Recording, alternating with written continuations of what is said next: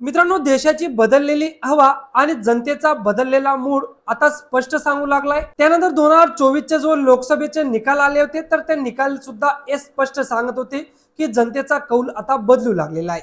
कारण जी भाजप 400 पारचा आकड्याचे नारे देत होती त्या भाजपला बहुमतावर आपलं सरकार सुद्धा आणता आलं नाही।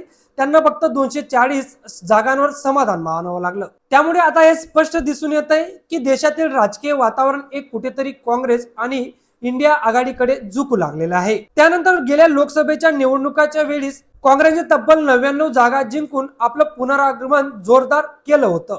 त्यामुळे इंडिया आघाडीने तब्बल 234 जागांवर मजल मारली होती। नमस्कार, मी किशोर महाले स्वागत करतोय तुमचं टेक किशोर या युट्यूब चॅनलला।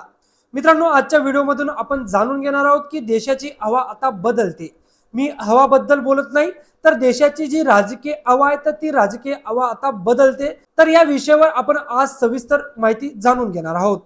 त्यासाठी व्हिडिओ शेवटपर्यंत बघा। मित्रांनो, आता सर्वात मोठा प्रश्न हा आहे की काँग्रेसला किंवा राहुल गांधीला तरुणांचा सर्वात मोठा पाठिंबा का मिळत आहे। याचं मुख्य कारण म्हणजे देशातील वाढती बेरोजगारी। एका अहवालानुसार हे समोर आलेलं आहे की देशातील 25 वयाखालील तब्बल 42.63% जे विद्यार्थी आहेत किंवा जे तरुण आहेत तर ते आज बेरोजगार आहेत। याच ज्वलंत मुद्द्याला राहुल गांधींनी त्यांच्या भारत जोडो यात्रेमध्ये उचलून धरलं होतं। त्यांनी वाढती महागाई आणि बेरोजगारीचा मुद्दा थेट लावून धरला। याच मुद्द्यांवर त्यांनी सरकारला धारेवर सुद्धा धरलं होतं। तसेच काँग्रेसने आपल्या जाहीरनाम्यात स्पष्ट केलं होतं की 25 वयाखालील जे तरुण असतील तर अशा तरुणांना 30 लाख रिक्त सरकारी पदे आणि त्यानंतर 25 वर्ष वयोखालील तरुणांना 1 लाख पगाराची अप्रेंटिसशिप देण्याचे मोठे आश्वासन तरुणांसोबत काँग्रेसने केले होते।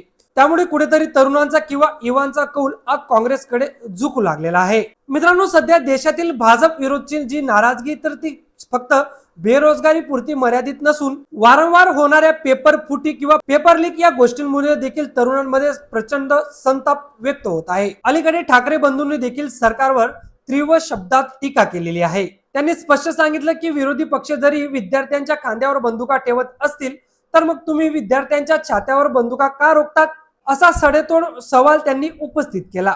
तसेच त्यांनी हे देखील म्हटलं की सरकार विरुद्ध बोललं जातं त्याला राजकारण म्हटलं जातं। याच्यावर देखील त्यांनी तीव्र नाराजी व्यक्त केली होती। मित्रांनो, तसेच या राजकारण बदलामागे आणखी काही महत्त्वपूर्ण कारण आहे। जसं की सर्वोच्च न्यायालयाने इलेक्ट्रॉनिक बॉन्ड जे तर ते अवैध ठरून यामागे एक स्पष्टता दिली होती। मित्रांनो, या इलेक्ट्रॉनिक बॉन्ड मध्ये भाजपला तब्बल निम्म्याहून अधिक बॉन्ड्स मिळाले होते। त्यानंतर दुसरीकडे ईडी आणि मोठमोठ्या संस्था वापरून विरोधी नेत्यांवर भ्रष्टाचाराचे आरोप लावणे, त्यानंतर भ्रष्टाचारातील नेते जरी भाजपमध्ये गेले तर त्यांच्यावरील कारवाया या थांबवल्या जात होत्या, ज्याला काँग्रेसने प्रचारात वॉशिंग मशीन देखील म्हटलं होतं। त्यामुळे अशा गोष्टीमुळे लोकांमध्ये असंभ्रम आणि असंतोष निर्माण झालेला आहे। त्यानंतर प्रचार रॅलीमध्ये किंवा प्रचार भाषणामध्ये हेट स्पीच, त्यानंतर ध्रुवीकरण अशा गोष्टी सुद्धा समोर आल्या। मित्रांनो, या बदलणाऱ्या हवेचा सर्वात मोठा पुरावा म्हणजे उत्तर प्रदेश। देशाची राजकारणाची दिशा ठरवणाऱ्या या प्रदेशामध्ये भाजपला मोठा धक्का बसला होता। मागील वेळी 64 जागा जिंकणाऱ्या एनडीएला यावेळी फक्त 36 जागांवर आपलं समाधान मानावं लागलं होतं। त्यानंतर अखिलेश यादव यांच्या पक्ष समाजवादी पार्टीने 36 जागा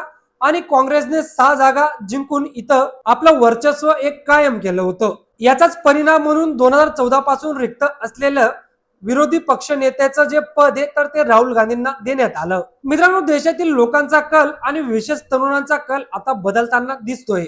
त्यामुळे वारे आता बदलताय असं आपल्या व्हिडिओचं शीर्षक होतं।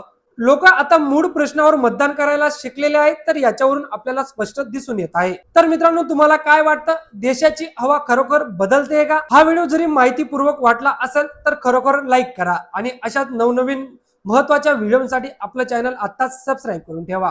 भेटूया पुन्हा अशाच नवीन व्हिडिओमध्ये। तोवर जय हिंद, जय महाराष्ट्र।